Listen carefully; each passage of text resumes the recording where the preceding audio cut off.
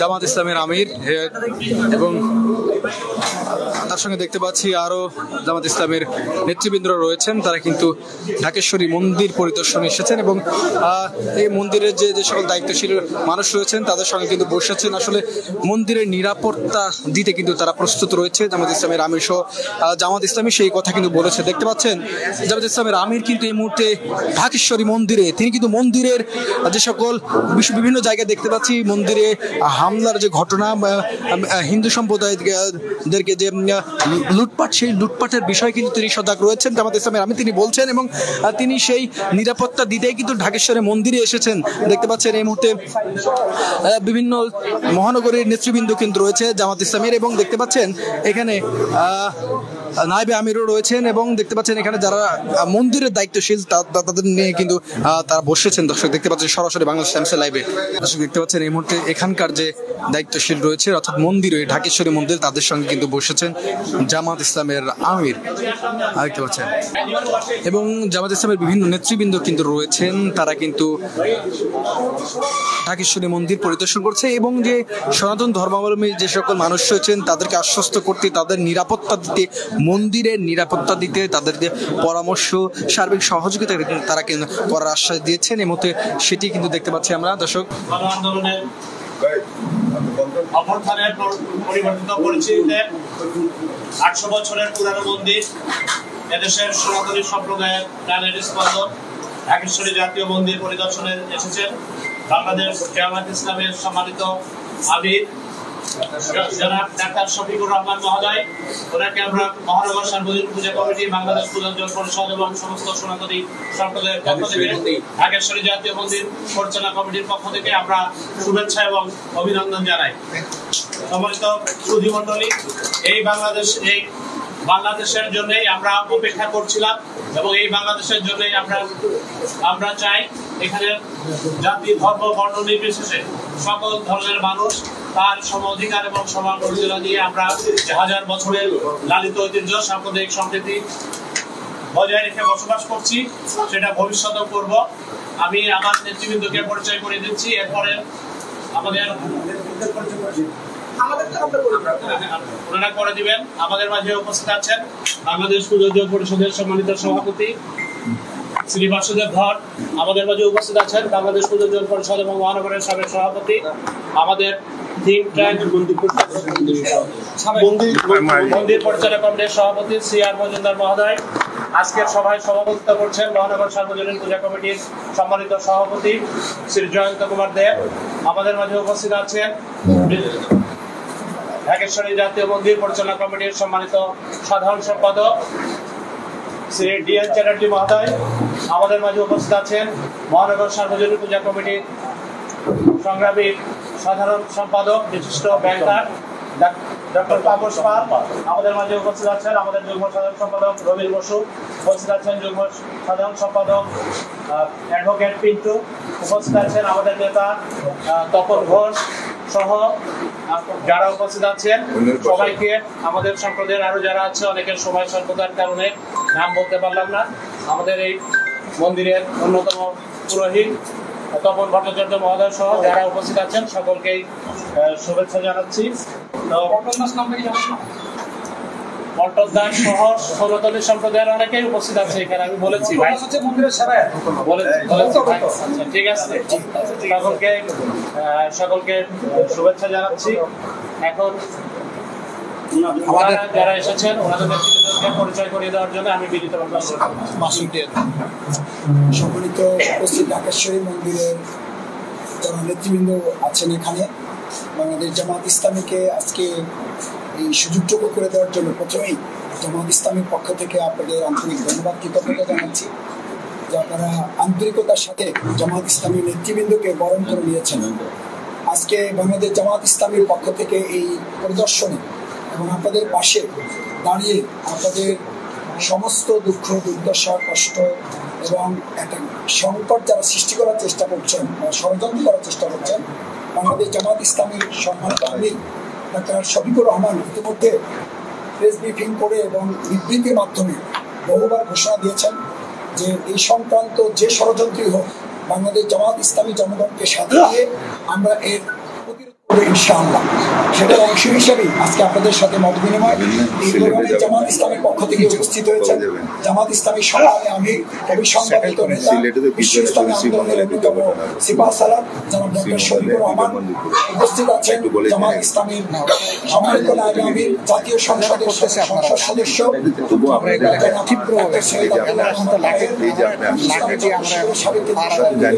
উপস্থিত আছেন বাংলাদেশ জামাত ইসলামী সম্মানিত সহকারী সেক্রেটারি জেনারেল ইসলামী ছাত্র শিবিরের সাবেক কেন্দ্রীয় সভাপতি, রাজশাহী বিশ্ববিদ্যালয়ের নির্বাচিত সিনেট সদস্য, আমাদের একান্ত মজদুর জননেতা ঢাকা মহানগরীর অধিবক্তা সাবেক আমির জনাব জননেতা মাওলানা রফিকুল ইসলাম খান আজকের প্রোগ্রামে উপস্থিত আছেন। এই ঢাকা মহানগরীর দক্ষিণ সংগ্রামী আমির যার মধ্যে আমাদের এই ঢাকেশ্বরী মন্দির অবস্থিত, আমাদের কেন্দ্রীয় নির্বাহী পরিষদ সদস্য ইসলামী ছাত্র শিবিরের সাবেক কেন্দ্রীয় সভাপতি জননেতা জনাব নুরুল ইসলাম বুলবুল, যিনি আমির জামাতের নির্দেশনার আলোকে ইতিমধ্যে পুরো ঢাকা মহানগরী দক্ষিণের যতগুলো মন্দির আছে সবগুলো মন্দিরে আমির জামাতের নির্দেশনা এবং বুলবুল ভাইয়ের পরিকল্পনার আলোকে বাংলাদেশ জামাত ইসলামী ছাত্র শিবির, স্থানীয় জনগণ এবং সেখানকার মন্দির কমিটির সম্মানিত নেতৃবৃন্দের সাথে সমন্বয় করে আমরা আপনাদের সাথে পাহারা দেওয়ার দায়িত্ব পালন করছি আলহামদুলিল্লাহ। আমাদের সাথে মহানগরীর নায়েবে আমির কেন্দ্রীয় কর্মপরিষদ সদস্য জননেতা জনাব অ্যাডভোকেট ডক্টর হেলাল উদ্দিন, মহানগরীর সম্মানিত সহকারী সেক্রেটারি ছাত্র শিবিরের কেন্দ্রীয় সভাপতি দেওয়ার হোসেন, মহানগরীর সহকারী সেক্রেটারি কামাল হোসেন, ডক্টর আব্দুল মান্নান ভাই সহ আমাদের সম্মানিত নেতৃবৃন্দ আছেন, চিকিৎসকবৃন্দ আছেন এবং অত্র এলাকার যারা জামাত ইসলামী ছাত্র শিবিরের নেতৃবৃন্দ যারা সবসময় আপনাদের সাথে সমন্বয় করেন, আমাদের আসানুল্লাহ ভাই সহ নেতৃবৃন্দ আমাদের অনেকে বাইরে আছেন, আমরা তাদেরকে এখানকার শৃঙ্খলার জন্য নিয়ে আসি নাই, তাদের সকলের পক্ষ থেকে আপনাদেরকে আন্তরিক ধন্যবাদ এবং কৃতজ্ঞতা জানাচ্ছি। যে এই পর্যায়ে আমরা আমাদের আজকের প্রোগ্রামের সম্মানিত আমিরের জামাত তাকে আমাদের এই সকল বাংলাদেশের সকল মন্দিরগুলো, বিভিন্ন উপাসনালয়গুলো, বিভিন্ন ধর্মাবলম্বী যারা আছেন তাদের নিরাপত্তায় বাংলাদেশ জামাত ইসলামী ছাত্র শিবির জনগণকে সাথে নিয়ে আমরা কি করছি এবং কি করণীয় এগুলোকে সামনে রেখে নির্দেশনামূলক বক্তব্য দেওয়ার জন্য শ্রদ্ধেয় আমিরে জামাত ডক্টর শফিকুর রহমানকে অনুরোধ করছি।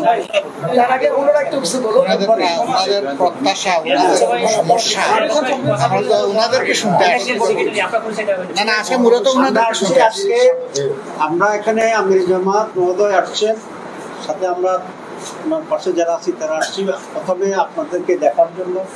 2 নম্বর হচ্ছে আপনারা এই পরিস্থিতিতে কি ফিল করছেন, কোনো সমস্যা ফিল করতেছেন কিনা, আমাদের কাছ থেকে আপনাদের এক্সপেকটেশন আমরা কি রোল দিতে পারি এই মত বিনিময়ের জন্য, এবং আমাদের জন্য কি পরামর্শ সেটাও। হ্যাঁ, সেটাই আমরা কি করতে পারি সে পরামর্শ সহ মত বিনিময়টা করতে আসছি।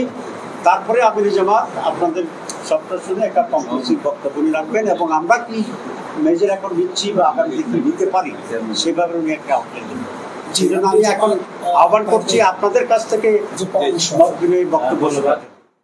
আমি এবারে কিছু বলার জন্য আহ্বান জানাচ্ছি বাংলাদেশ পুনর্জীবন পরিষদের সম্মানিত সভাপতি, বিশিষ্ট সাংবাদিক এবং ঢাকেশ্বরী মন্দির ব্যবস্থা কমিটির অন্যতম নেতা সাংবাদিক, বিশিষ্ট সাংবাদিক শ্রী বাসুদেব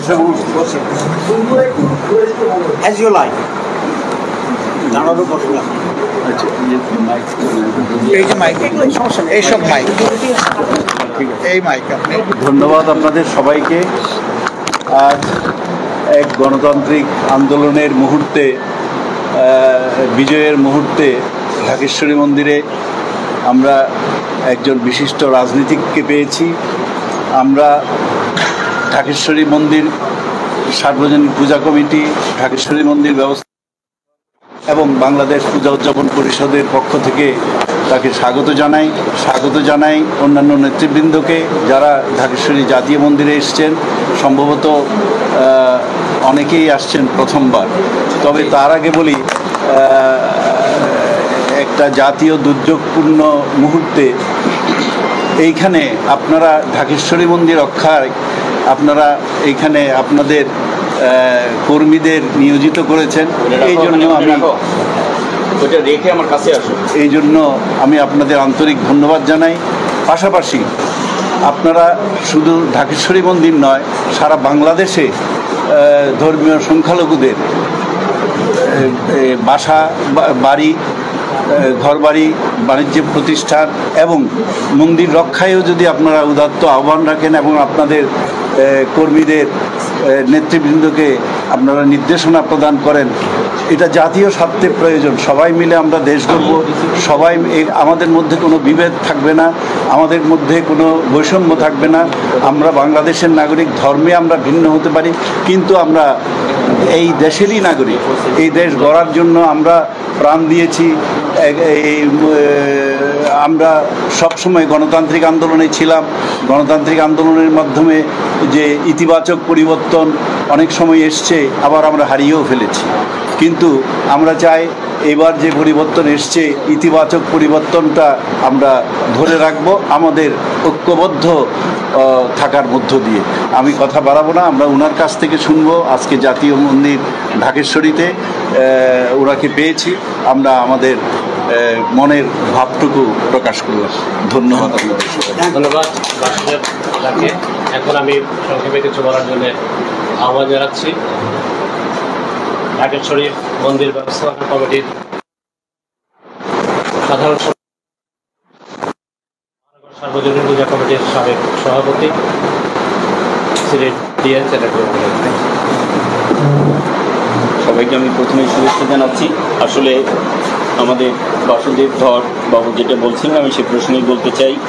আজকের এটি একটা, আমি বলবো একটা ঐতিহাসিক মুহূর্ত। কারণ ছাত্র জনতার আন্দোলনের পর সারা দেশের মানুষের যে কাঙ্ক্ষিত চাহিদা, যে নতুন পরিবর্তন তারা দেখতে চায়, সেই জায়গা থেকে যে সমস্ত রাজনৈতিক দলগুলো কাজ করছে, তার মধ্যে জামাতে ইসলামী বাংলাদেশ অন্যতম। আমরা আজকে অত্যন্ত আনন্দিত যে তার কেন্দ্রীয় আমির আমাদের সম্মানিত ডাক্তার শফিকুর রহমান সাহেব, তিনি আমাদের মাঝে এসেছেন এবং সেই সাথে আমাদের এই সাথে জামাত ইসলামের যারা অন্যান্য নেতৃবৃন্দ আসছেন, আমি সবাইকে শুভেচ্ছা জ্ঞাপন করছি। আমাদের যারা নেতৃত্ব আছেন তাদের প্রতি আমি শুভেচ্ছা জ্ঞাপন করছি। কথা বাড়াবো না। আমি ঢাকেশ্বরী মন্দির ব্যবস্থাপনা কমিটির সাধারণ সম্পাদক হিসেবে যে কথাটি বলতে চাই, প্রথম কথা যেটি, যে আমি ব্যক্তিগতভাবে এই মন্দিরটির সাথে প্রায় 40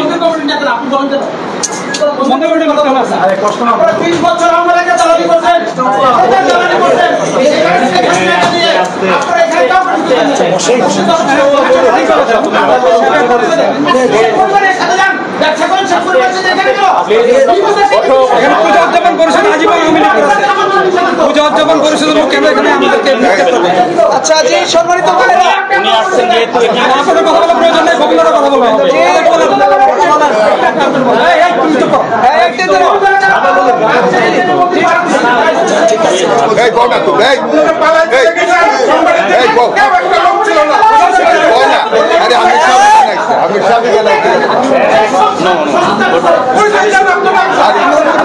একটু শুনেন, এখানে আমরা 15 বছর ধরে পূজা করতে পারি না, আমরা পারি না। উনি একজন সম্মানিত ওনার সামনে কথা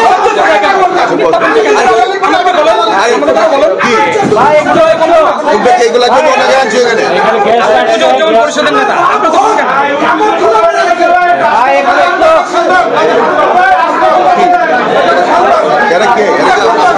আমাদেরকে বললেন, আমি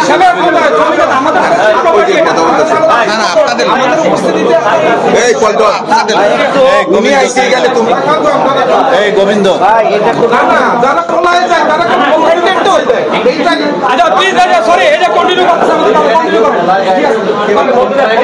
না ঠিক আছে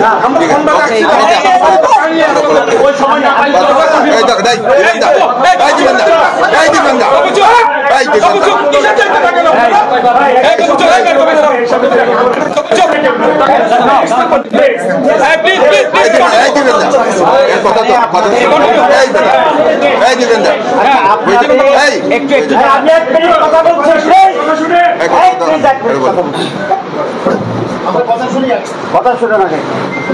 এখানে আপনাদের নিজেদের ভিতরে কিছু বৈধি থাকতে পারে, সেটা আপনারা নিজেরাই ঠিক করবেন।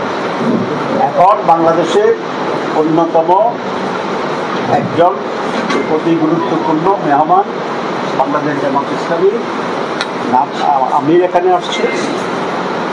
আপনারা প্রকৃতির মর্যাদাকে লক্ষ্য করে এটাকে আপনাদের ভূমিকা নিতে হবে, যে মহতা বক্তব্য না এটা কোনোভাবেই কাম্য হতে পারে না যে একজন অভিযোগের সামনে আপনারা নিজেরা ঝগড়া করবেন। আচ্ছা প্লিজ কথা বলো, চুপ করো, বেশি বড় মনে করবেন দাও।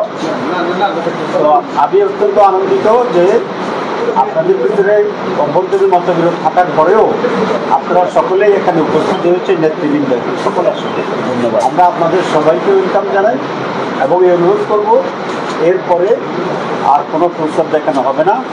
আমির জামাতের বোঝার জন্য যে ব্রিফিংটা দরকার ছিল সেই ব্রিফিং ইতিমধ্যেই আপনাদের নেতৃত্বের মাধ্যমে হয়েছে।